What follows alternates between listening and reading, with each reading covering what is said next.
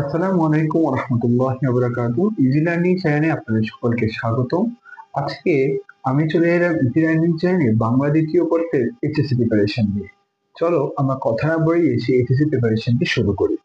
প্রথমত আমাদের বাংলা দ্বিতীয় পত্রে আমরা জানি যে 30 মার্ক আমাদের ব্যাকরণ অংশ থেকে আসবে আর 70 মার্ক আসবে আমাদের নির্মিত অংশ থেকে। এখন আমরা জানি বাংলা দুইটা মিলে আমাকে একটা ভালো দুইটা মিলে আমাকে দেওয়া হবে মার্কস দেওয়া হবে, ফার্স্ট পেপার সেকেন্ড পেপার। সবচেয়ে সহজ হচ্ছে সেকেন্ড পেপার থেকে মার্ক তোলা।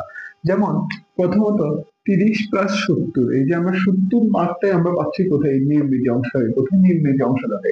তাই আগে আমরা এই অংশটা নিয়ে কথা না বলে আমি এই অংশটা কিভাবে লিখবো সেটা আগে বলতেছি। প্রথমত হচ্ছে পারিভাষিক শব্দ, যেগুলো 10টি দিতে হয়, যেকোনো 10টি দিতে হয়। এখানে প্রায় 15টার মতো থাকে, 10টার মতো দিতে হয়। এই হচ্ছে 10 মার্কস। পারিভাষিক শব্দ আমরা কেন দিব? এখানে কিন্তু আরেকটি আছে অনুবাদ। অনুবাদের ক্ষেত্রে আমি পারিভাষিক শব্দ দিয়ে একদম ফুল টু ফুল পারিভাষিক শব্দ 10টাই 10এ 10 পাওয়া সম্ভব। 2 নম্বর দিনলিপি অথবা প্রতিবেদন। এর মধ্যে আমরা সবসময় মনে রাখতে হবে যে আমরা অথবা গুলা ইউজ করব, কারণ অথবা গুলোর প্রত্যেকটাতে একদম শিউর মার্ক থাকে। যেমন প্রতিবেদন, প্রতিবেদন আমরা জানি প্রতিবেদন সম্পর্কে আমাদের একটা ক্লাসও আছে যে সংবাদপত্রের প্রতিবেদন এবং প্রাতিষ্ঠানিক প্রতিবেদন, এর মধ্যে কোনটাতে সবচেয়ে বেশি আমার জন্য বেনিফিটেড হবে। তারপর হচ্ছে ইমেইল, আবেদনপত্র। ইমেইল অথবা আবেদনপত্রের মধ্যে আমরা অনেকে ইমেইলও দিই, অনেকে আবেদনপত্রও দিই। এখানে হচ্ছে 10 মার্ক। এই 10 মার্কের মধ্যে সকলে আমরা আবেদনপত্রটাকে প্রেফার করাটা ভালো হবে। এরপরে সারাংশ আর সারমর্ম। এর মধ্যে আমরা হচ্ছে সারাংশ, যেটা বলা হয় কি সারাংশ, সারাংশটা আমরা দিতে পারি। কেন? কারণ সারাংশটার মধ্যে হচ্ছে কি, আমি যদি কখনো না করুক যে আমার কমনের বাইরে আসছে, তারপর আমি গল্পটা পড়ে আমি বুঝতে পারি যে কি চাচ্ছে, আমি ওরকম একটা গোছাই লিখতে পারি। কিন্তু সারমর্মের ক্ষেত্রে ওটা হচ্ছে কি, কবিতাটা আমরা এত বেশি গুছায় লিখতে পারি না। এই জন্য আর এক্ষেত্রে আমাদের ব্যাকরণ বইয়ের মেইন বই যতগুলো আছে এগুলো পড়লে এটা কমন পড়ে যায়। এরপরে সংলাপ বা ক্ষুদে গল্প। সংলাপ বা ক্ষুদে গল্প হচ্ছে 10 মার্কস। কয় মার্কের?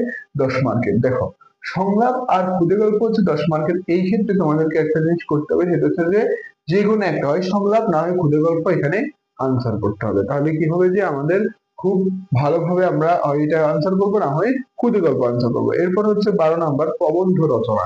রচনা নিয়ে এই এই পেজের মধ্যে আমার একটি ভিডিও দেওয়া আছে, ওই রচনা নিয়ে আমরা ওই ভিডিওতে দেখতে পারি। একটি রচনার মাধ্যমে আমরা সকল বিষয়ের রচনাগুলোকে নিয়ে নিয়েছি।